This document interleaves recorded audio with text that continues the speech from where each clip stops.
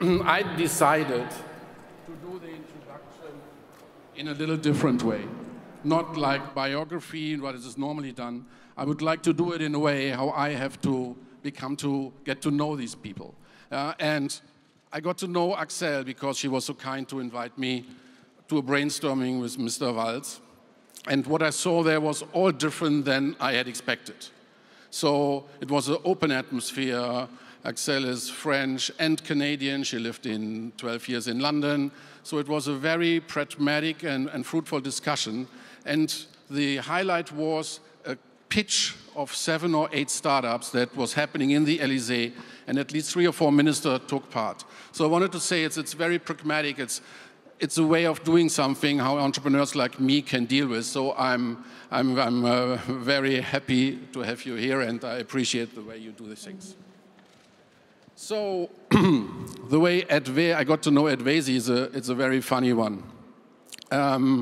So I decided to do the intro in a way how our first interaction was. On a Sunday evening in November, 8 o'clock something, I came up with the idea for the panel. And I asked Marco Rosinek for an introduction to Ed Vaizey. So 8:43, Marco Rosinek to Ed Vaizey. Hi, Ed. You should meet Klaus Hommels. 8:57, delighted. Another 5 minutes later, wow, Ed, me writing to Ed, wow, Ed, that was a quick response. I would like to propose an idea on the digital ecosystem on a DLD. Another 3 minutes later, okay, I call you tomorrow 10:30. No need to say he did call, and as a German I say I was even delighted that he called at 10:30 in time. So, Tim Hoettges, I have really come to appreciate Tim this year, the last year, the first year of his tenure with Deutsche Telekom as a CEO. And we had very open discussions. The best discussions we had was the panel, the private thing in Berlin, where we were really, as a group of entrepreneurs, very surprised the way how open you shared information. And I think you could sense immediately that evening the greater level of detail also came back because of that. So thank you for supporting the ecosystem. So in the discussions in Berlin, starting with Ladies First, we saw that a lot of initiatives have been taken by the French government in order to support the ecosystem, but very little is known, or the only thing that sticks with us is that the French government didn't allow Dailymotion to be sold, yeah, but that is history, as I learned there. And so that's my question. Would you elaborate a little bit on what were the biggest initiatives you took last year? What is on your mind right now? Yes, I'm very pleased to be here. Thank you for the invitation. First time in Munich, first time at the DLD. And I'm particularly glad to come now because I think what we've tried to implement in France to favor innovation, to help entrepreneurship, to help startups is really starting to have real results for our businesses. I was in Las Vegas last week attending the Consumer Electronics Show, and there was a very strong French delegation of startups, but also of larger groups, all specialized in the tech industry. And all in all, the French startups got 20 innovation awards, and that's a very nice way for us to see that there is some concrete result. What we did. How big do you think is the French tech startup system in terms of number of companies and people working in there? I'm sorry? How big is the ecosystem? How big it is? Well, in Paris only, it's always difficult to count because it goes so quickly. It starts, it dies, it gets reborn, but 4,000 startups approximately, tens of incubators and accelerators, and that's for Paris only. Paris is 60% of the total ecosystems in France. Last year, we started a label called the French Tech, but it wasn't innovation as defined in an office in the Ministry of the Economy. It was simply telling entrepreneurs, you have to know each other, you have to work together, big groups with smaller companies, with research institutes, with local representatives, administrations, in order to create an ecosystem. And the conditions to obtain that label were very, very high. It was very hard. And we ended up labeling 9 cities in France, which means Paris is extremely attractive, but we also have Bordeaux. And in Bordeaux, I was very surprised. I found startups working in the wine industry, producing amazing technologies. And then in the Alps, you'll find the connected skis. And then next to the Mediterranean Sea, you'll find other startups which really were born with their environment. Okay. And in terms of financing environment and tax laws, did you come up with some solutions on that end as well? Well, the tax credit we have for research and innovation, that was extended to innovation in services. And that was an important step because it's no longer innovation in hard technologies anymore. That's extremely attractive, I realize, and that's what investors tell me. It works well. And then we've just introduced a tax credit for larger companies doing corporate venture. And I think that's one of the biggest challenges for European companies. It's, of course, to have startups grow and become scale-ups, but it's also for older, more traditional industries, car industry, transport, housing, agriculture, for example, to digitalize themselves, to transform themselves with the help of startups. And in order to do that, they need to invest in smaller businesses. What do you think is the most important single measure that you have taken? That label, French Tech, you know, it's the first time in France that people felt proud. I think we have very skilled engineers, for example. We have good schools, good universities, but politicians never addressed before entrepreneurs and startups to tell them you're important to us.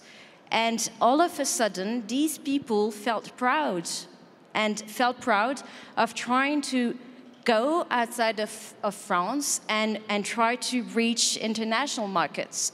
So that may not sound extraordinary, but it was because it was the first time we had some unity and some common pride in an international world and with no frontiers and with innovation being everywhere. Well, you know, we're still capable of growing businesses in France and conquering the world. Cool. Ed, I think you have done similar infrastructural initiatives in the UK. Could you elaborate a little bit on those? Yes, of course. First of all, it's great to be back in Munich. My wife and I came here on holiday last summer. Strange place to come on holiday with 2 small children, but we had a wonderful time because we used Airbnb. We stayed in a lovely Munich apartment, and we drove an electric BMW at the BMW Museum. So it was a very tech-heavy holiday. And we loved the mobile infrastructure in Munich. It's fantastic. We've had a big emphasis in the UK on building out broadband. So we put, with central government, local government, European money and private money, probably about £2 billion into broadband infrastructure outside of cities. We are aiming to get about 90% of homes in the UK connected to fast speeds of around 20 to 30 megabits by the end of this year. So it's been an ambitious program, and we're going to carry on going further. As you know, the cost gets, the technology and the cost is more difficult the further out you go. But we hope by the end of 2017, about 95% of the country will have access to super fast speeds, and then by the end of the decade, perhaps 100%. So when I, as an investor, always look at companies, I think the ideal hunting scheme for a cool entrepreneur is like 20, 28 years old, technical background, So I think you did one very interesting move. You made coding part of the school curriculum. Yeah, we had a campaign very early on in government to look at how we could increase skills. Before we came into government, everyone in the industry was telling me that too many kids were going to school learning how to use applications, but not how to build applications. And also for a lot of these kids, this was a massive turn-off because, of course, they can use these applications pretty much in their sleep. What they want to do is learn how to build these things. So we produced a report which recommended that computer coding should be put into the curriculum. Every one of my colleagues in government completely ignored this report. And then Eric Schmidt from Google gave a lecture where he said, "What are you guys doing? Why don't you have coding in the curriculum?"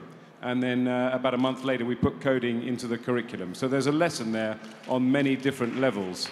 And we continue to invest in skills. It's very easy to put coding into the curriculum, of course. It's much more difficult to ensure your teachers have the skills to teach coding. And I think the whole technology agenda is going to change the way we educate our children and young people, and indeed adults. And I don't mean everyone is going to go online to learn their lessons. I mean that the barriers between businesses and education have to come down and become much more porous. And businesses have to see themselves as partly universities and partly as schools.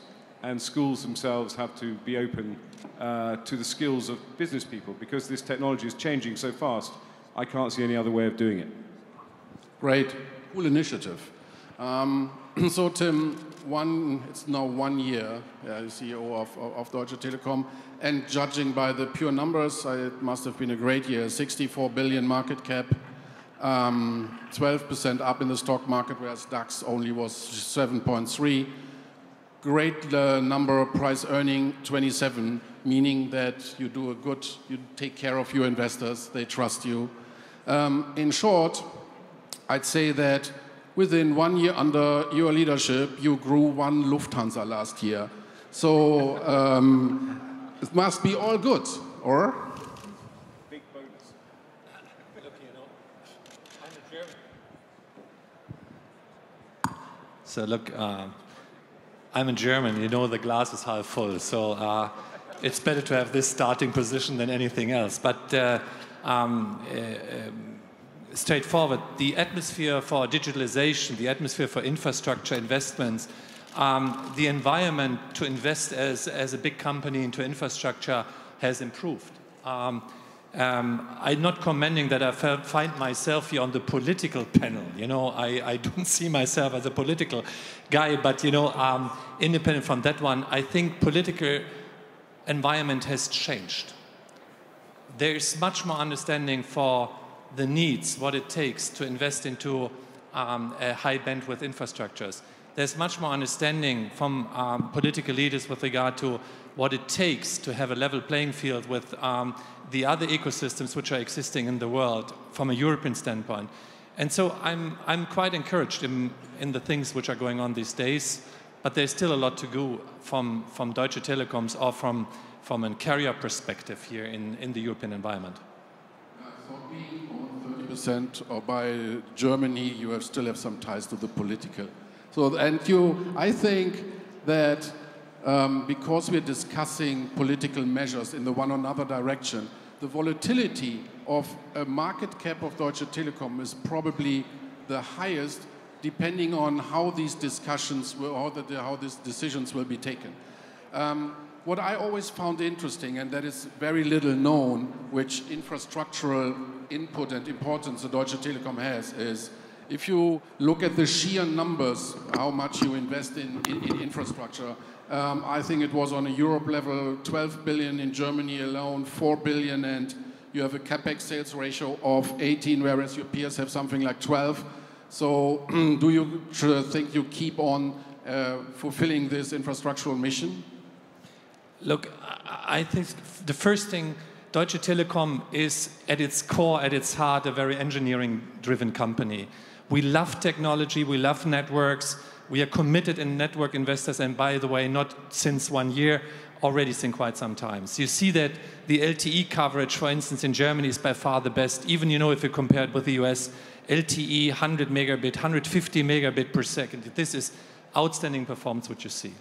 On top of that, yes, we are investing quite a bit. Deutsche Telekom, 130 billion of assets employed on the balance sheet.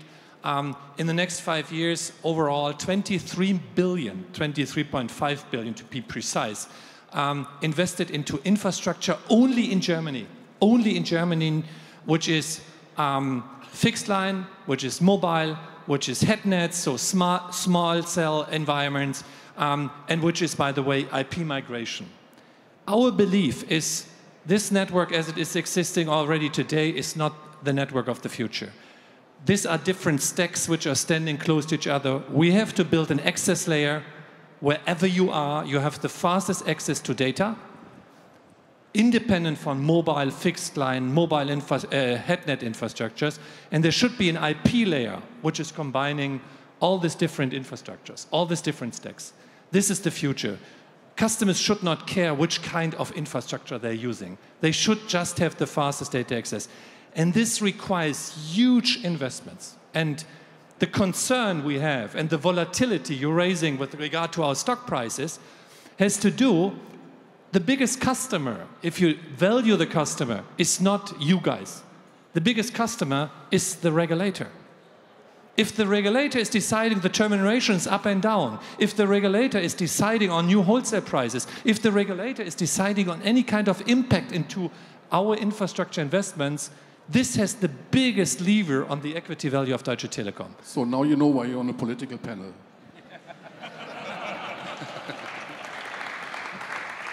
So I would thematically split a little bit the discussions. There is, I have one more round of things you have done for nascent, tiny startups, and then later on get to the point where what could we do for bigger startups. But I think what I found interesting is the pitching session with different ministries in France.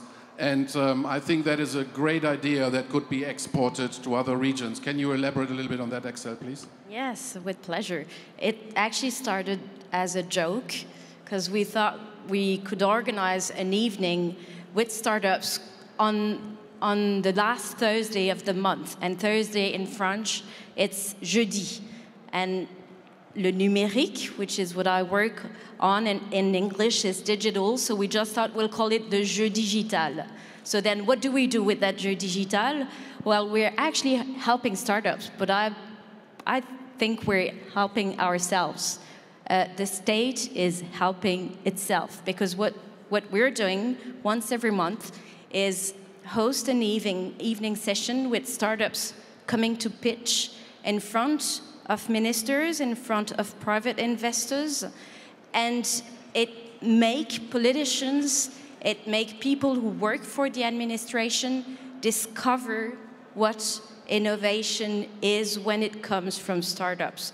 So I think it helps startups because many of them told us that they could sign deals thanks to that, but it also helps us in getting more use, getting more acculturated, understanding more the needs of startups, because I think nowadays innovation in its most agile way, in its capacity to change the world, it comes from startups. Okay, thank you. So another thing where UK has been very well known for is this tech city. So how did that come along, and how did it got financed, and what is the broader concept behind it? So Tech City was an innovation that we brought in very early on in 2010. We took a part of London, East London, that was already home to many tech startups, quite low rents. It was an area that was up and coming. It's now arrived, so the rents are very expensive. And we effectively branded it and created an organization, the Tech City Investment Organization, to support the startup community in Tech City with a very small amount of money to cover administration costs. But for us, it became two things. First of all, it became a beacon, a signal to our own domestic community, but also the international community, that the UK wanted tech investment, wanted to be a good place for tech startups. And I remember one particularly large American company coming to announce an investment and saying, we first started to take you seriously when we heard about Tech City. So that was issue number one. And issue number two was it became a test bed for policymakers to engage with the tech community to hear what their issues were. So, for example, out of it came the entrepreneur visa. So we have a particular visa to help bring in talent to support startups. And rather like what Axel was saying, we have different initiatives have come out of it. We have the Future 50, where we identify the 50 companies that we think should float in the UK. We have Pitch 10, where companies come and pitch at number 10 Downing Street to investors. So again, we don't do it as often as Axel does it, but we do a very similar thing. And also, it's very important that Tech City didn't just remain in London. So we now have a Tech City in the north, plus we have 13 clusters around the UK, all of whom meet, as it were, under the Tech City umbrella. So it's been a fantastic initiative, really, to enable that networking, I think, that is at the heart of the success of the technology sector. Great. So, obviously, there have been a lot of initiatives for fertilizing the ground of starting new companies and get it off the started. So, for me, if you talk about what are the other obstacles normally, so we address this immigration thing that is taken care of. The other thing is we lack a little bit some financing means, not for the early stage so far. And I think Tim has had a great initiative there, just launching first the biggest VC fund in Europe with 500 million euro. And what I found was even more remarkable is he left the normal part of a corporate VC trying to control everything, and he opted for the difficulty of taking a choice and making the managers own it. So basically breaking with the mechanisms these funds have been done before, but I think also breaking with a lot of the reasons why a lot of these funds failed before. So can you elaborate a little bit on how did you structure this fund and what is the purpose and what is the targets that the fund managers are looking for? Yeah, look, first, I think startups are always, associated as being innovative or being the innovative driver of companies. I agree with this, but I disagree with this around as well, because Germany and Deutsche Telekom and other companies are very, very good when it comes to process and product innovation within their value chains which they're running, which they control, and the capabilities where we have. When we talk about IP migration, we do not need startup business, we do not need, entrepreneurs to help us on that one. At least, not for the main thing. But what we witnessed is that the industry, and even Deutsche Telekom, isn't that great in inventing new business models, in investing, new kind of business cases. And when we come to Industry 4.0 or the industrial internet, we need new kind of business case ideas, how to run the business. Now, what we have said is, if we now trying to put money on the table and just say, invest into some ideas, it would not work. Because the best VC guys, they would never work for us. Because, the carry which they get with Deutsche Telekom is always less than what they might get with Sequoia or other guys. So if we want to have the best talents to select on that one, we even have to offer the same instruments, the same incentives as they have with the private companies in the world. The second thing is, I think it is a classical negative of Germans to complain about there's not sufficient money. Honestly, if I follow the Fed, you cannot believe how much money is there. But anyway, it seems to be not lending where it should be. And therefore we said, if we want to complain, we first have to do something. And therefore we have raised the biggest private fund for VC capital in Europe from a corporate perspective, which is 500 million. This 500 million euros, by the way, they are run by a management which we do not own the company. We only own 49% of that company. 51% of that company is owned by the VC managers. So they invest their own money. They get, let's say, our fund on investment. They should focus on investments along the value chain Deutsche Telekom having, from a network perspective, from a processing perspective, into the product side. And I hope that at the end of the day, this money is getting invested in Europe because there's significantly less money available, at least, comparison with the Valley or with Israel, that it's now getting invested here in Europe, and that we have the right entrepreneurs, the right ideas, which are helping us, let's say, even to succeed in the future. So we cannot complain, money is there. Now it's the time, even, to find the right ideas and the right commitment from the people who are running the startups or the VC. So, Axel, I think the financing issues you addressed with BPI France a little bit. So from everything I hear, there's a lot of mechanics in place that private money goes into, can be invested into venture or into private equity, which is a rather difficult topic overall in Europe because it's tough to fundraise here. So how does this BPI thing work? I still think that the market is not as big as in the US, and that's one of the challenges we face, all of us in Europe, to make that market grow. But I agree that the money is there. The French like to save, a lot of savings of their money. The problem is we would like to convince the banks and insurance companies to take a little bit more risks and take that money and invest it in riskier models supported by startups. That's one thing we're doing. But the problem we have, I see at the moment in France, is not so much in the seed or even in the development. It's when really the company starts growing and needs to invest again to address foreign markets, and typically the American market. And then they need to raise fundings, a minimum of 1 million euros, and it's not always easy to find that money. So I think one of the sources that we have to work on is from corporates, and I think what you described is great. It's a great model. In France, every year, 250 million euros is spent by corporates on investment in outside innovation.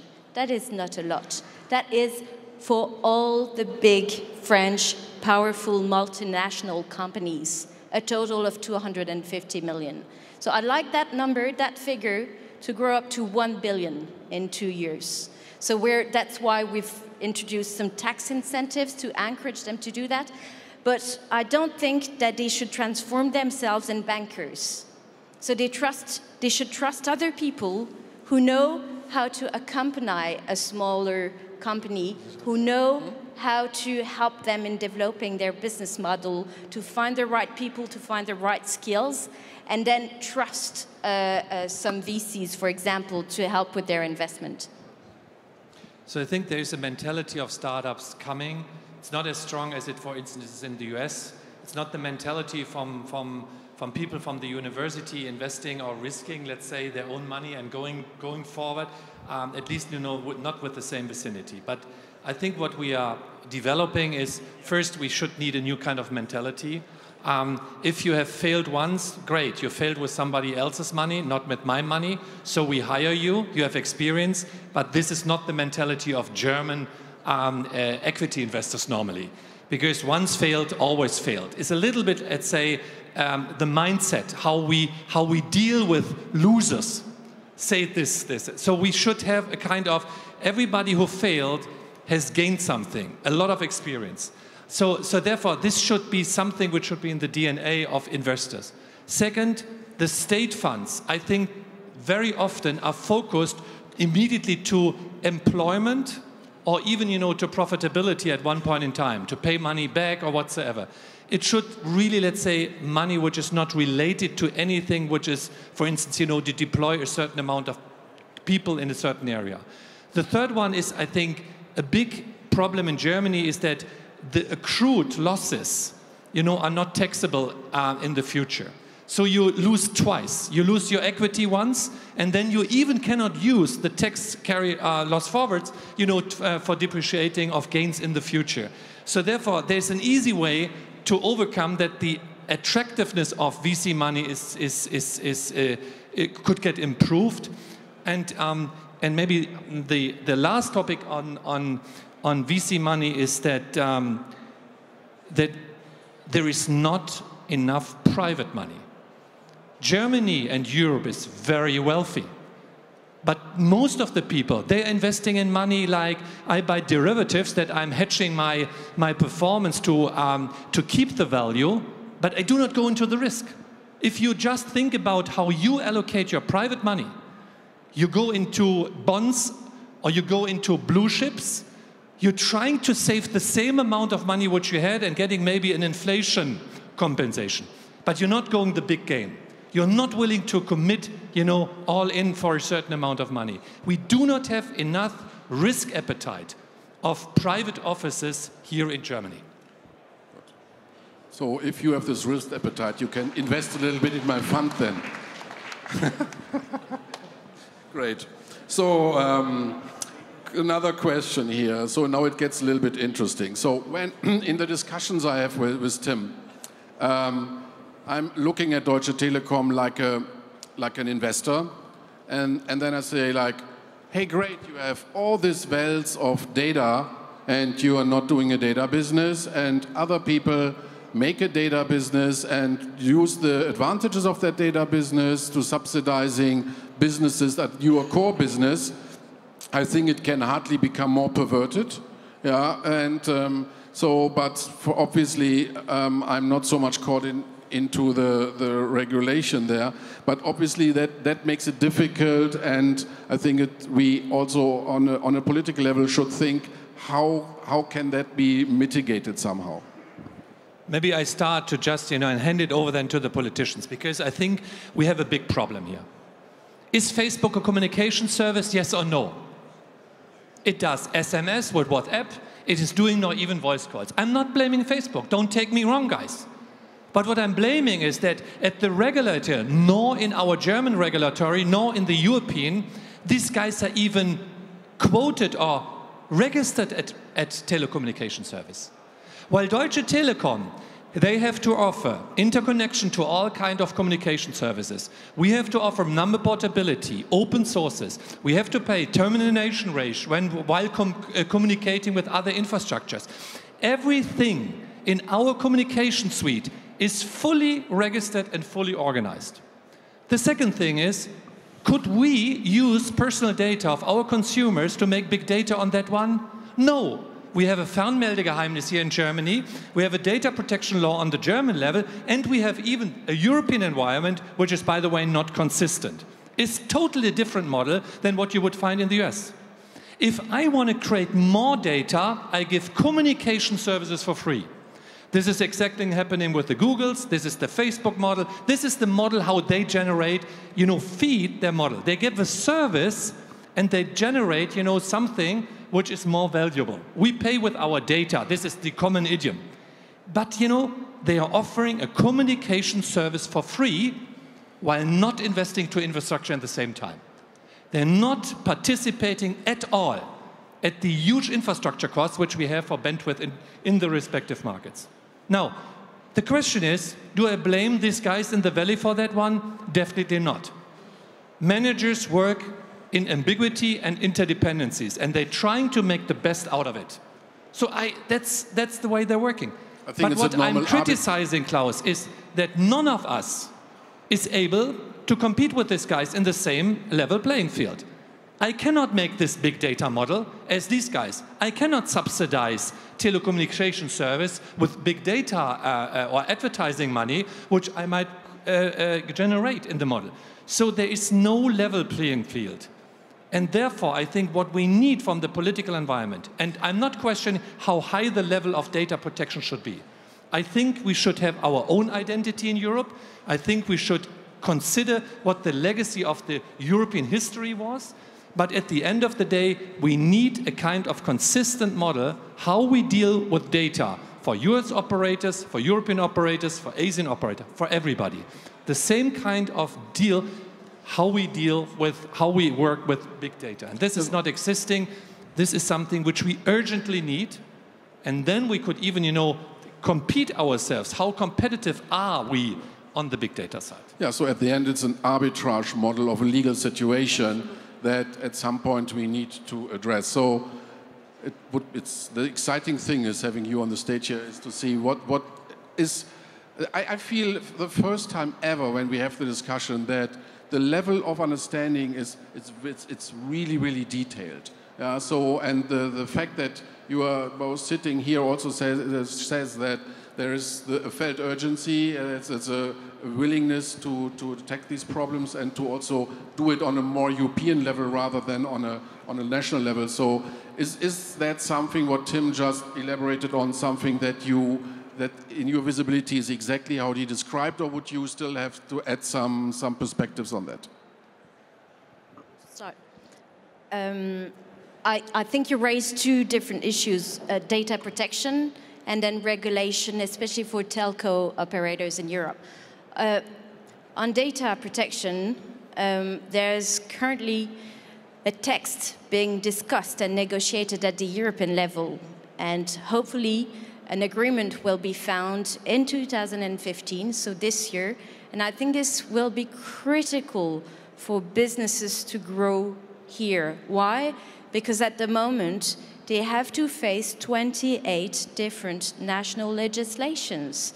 So data is a complex world, but data protection, when you want to address a market and you have to every time apply different rules in a different legal environment, it also explains why our own companies have difficulties to become European companies. So I think that will be critical, and I'm confident that we will end up finding an agreement.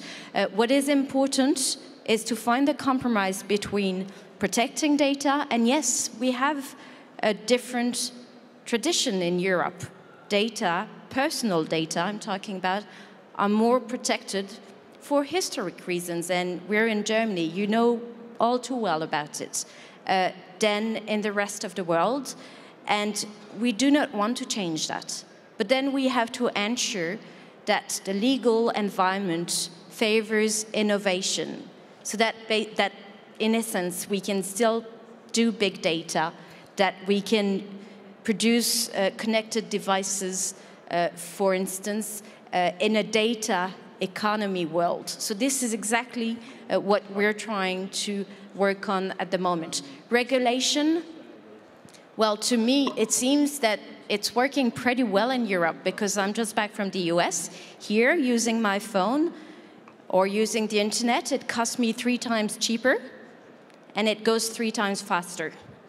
And that's thanks to free competition. So what I like is freedom. That is freedom, civil liberties, but also freedom of trade and freedom of competition. So my role as a member of the French government is to ensure that companies doing business in Europe are put in exactly the same competitive position than any of their other competitors. Right, thanks. Ed?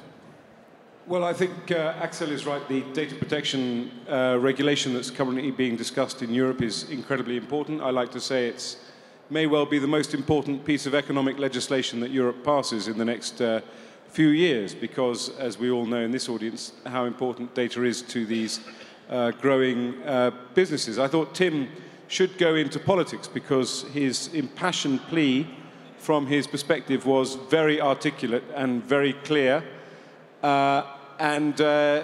Funny enough, it was the best case I've heard from his company's perspective, if you like.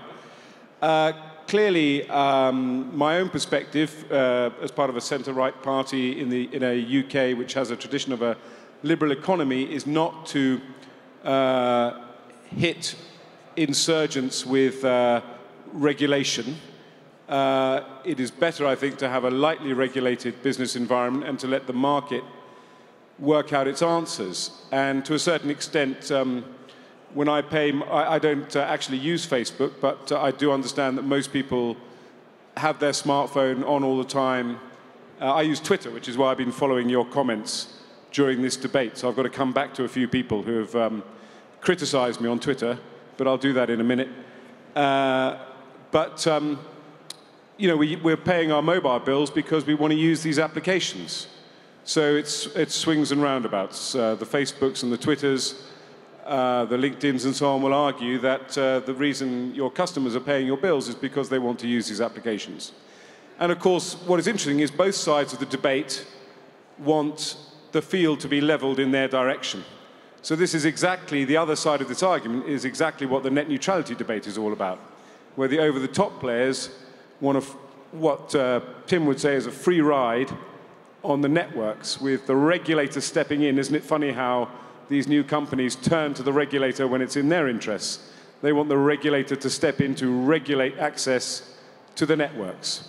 We've always in the UK stepped away from net neutrality legislation. We do have a code of practice where we encourage the operators not to indulge in anti-competitive behavior, but by and large we want the market to work out a solution. So these are very real debates, and you only have to see the debate about Uber in Germany, where the German government, as I understand it, is saying that Uber can't operate until it follows the same rules as other taxi hire companies. So these debates are very live, and there is no doubt at all that policymakers will have to get involved in some shape or form. But there are two sides to that argument, and it is interesting that both sides, both as it were the old companies, if I can put it that way, and the new companies, both actually are seeking government intervention in one shape or form. You wanted to respond? I just wanted to give you an example. Look, why big data is getting so important. It is not that we should close big data or, let's say, being prohibitive on big data. We need big data tools and, let's say, legislation, which is the industrial Internet of Things is connecting everything. And the only thing of getting, let's say, this decentralized production up and running, digitalizing all, let's say, these classical engineering processes is by big data. And if we do not have a clear legislation on that one, how should these companies operate? Today, the situation, I give you an example out of practice. Toll Collect is the tool which is collecting, let's say, the fares for all the lorries and the cars here in Germany. Now, they don't know exactly where is the traffic jam, what is the average speed time, how could we organize platooning between the trucks, and where do we have traffic control. All these elements are existing. So big data with algorithm could give an added value to society and even to the logistic companies. When is my freight arriving? How much will it take? Today, the data protection laws is restricted. This data is not for use. So it is get wasted. Now, what are the traffic companies doing? They buy the data from Google because all the truck drivers have their iPhones or their smartphones in the pocket. They know exactly how long they are driving on a certain motorway, and they are buying back this information to do a traffic control in Germany. Isn't this crazy? So we need an alignment of the data protection. But that is an argument for deregulation. That's an argument for deregulation. So you have to be clear what you're asking. Are you asking the government to regulate your competitors, or are you asking the government to deregulate you? And in some circumstances, it will depend on the circumstances. But there is absolutely no doubt, of course, just as the UK government tries to make as much government data, as it were, available in order to support new business models, whether it's bus timetables and that kind of thing.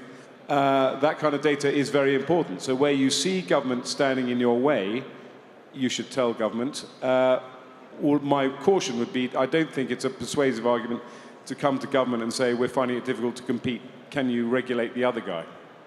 Ed, you're talking bus timetable. One area we're, I think, working on very well together, the United Kingdom and France, is on open data and open government. And we're even, can we say that we're trying to lead the movement in Europe? For democratic reasons first, because for a government to be democratic, it needs to be transparent and it needs to release its data. And we're doing that. But also for businesses and for innovation. So if the transport data, for example, become public, then all kinds of startups can create new apps and new products and services out of these data. So we're also, that's another area of regulating against non-regulating. What we know is that we have to be very proactive in that sector. Great. So Ed wanted to come back to some Twitter feeds. So I think we would like to open up if there are some questions from the audience.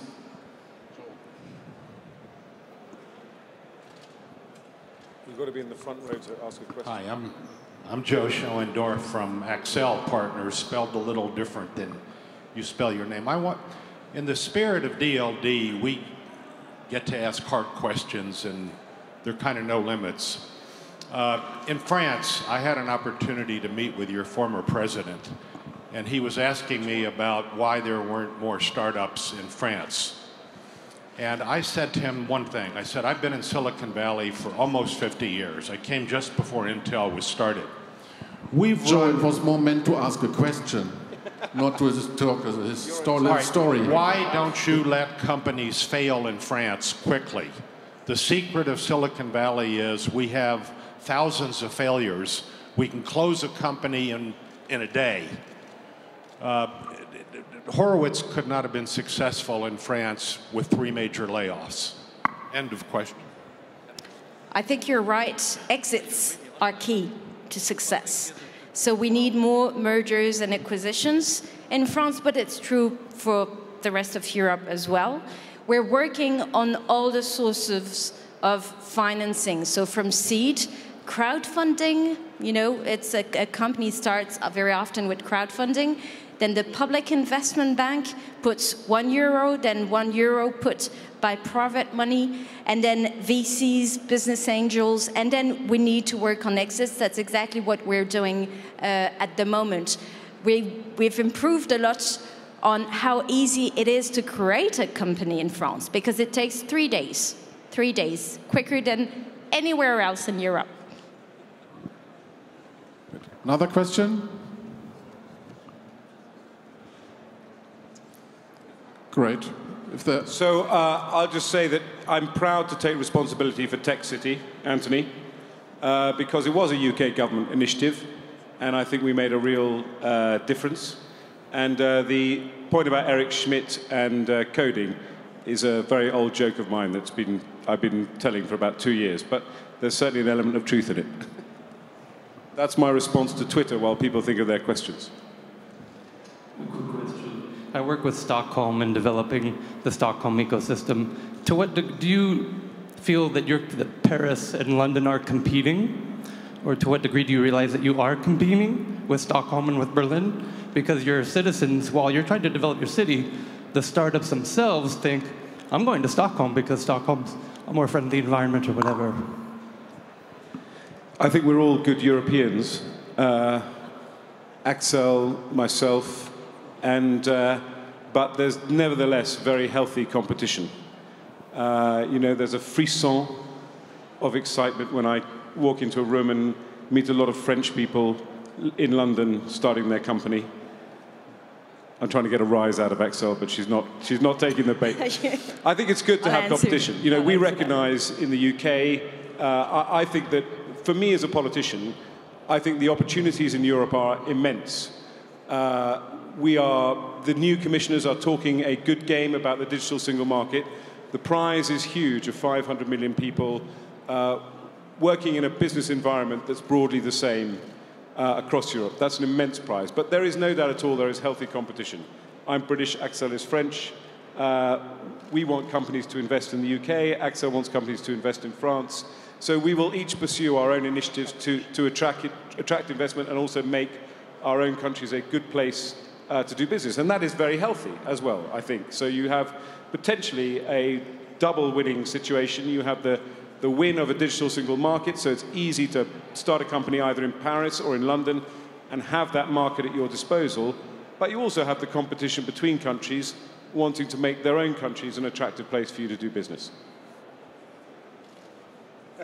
So I'm glad to hear that Ed is a pro-European.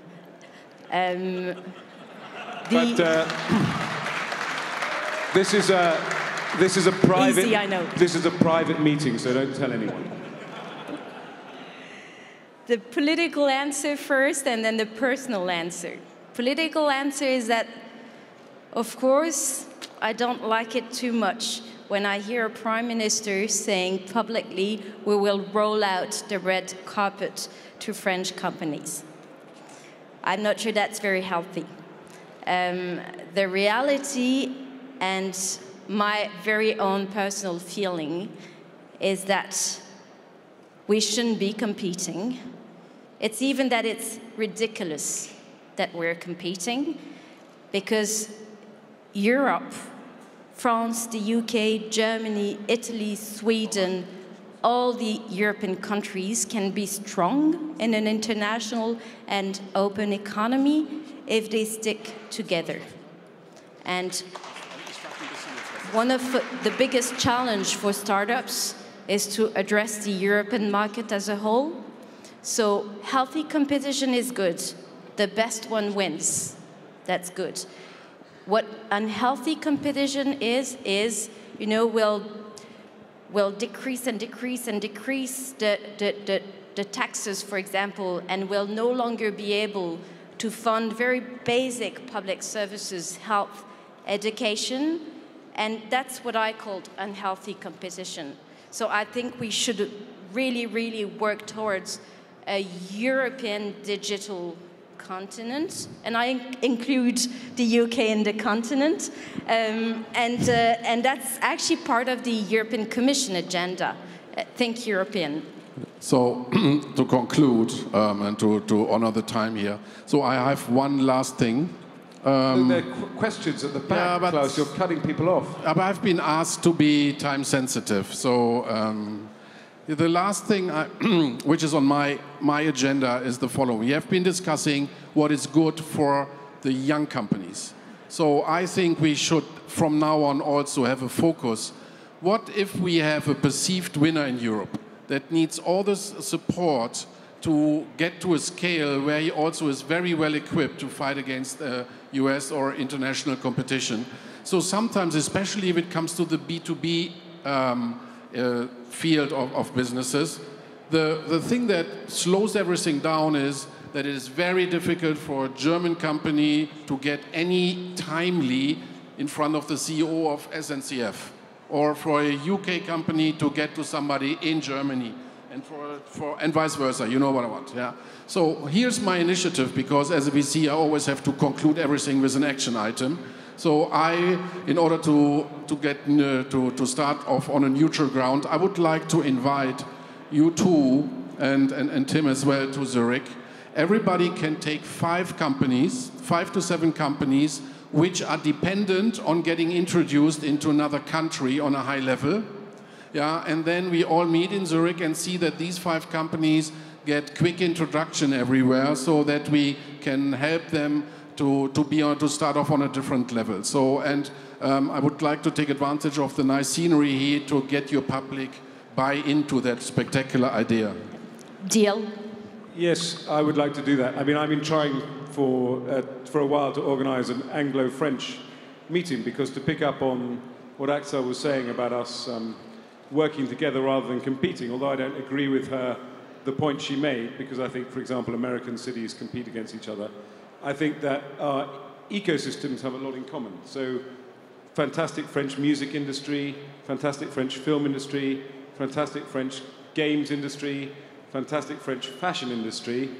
And I don't think across Europe our companies, maybe they do, but my instinct is they don't meet often enough, funny enough, with the politicians together, French, German, English, British, Swedish, whatever. Yeah, especially the music. I thought Swedish was the good one. I think as a serial entrepreneur, you are going to start yet another conference, which serial conference goers can go to. No. It's the Zurich conference will start in October 2015, and in 10 years' time we'll be there to celebrate its 10th anniversary. Look, I think the... Time is up. Look, I think the big markets always have a big advantage. Being in China, 1.5 billion, one application for the entire market. The US, immediately 310 million, people addressed in one legislation.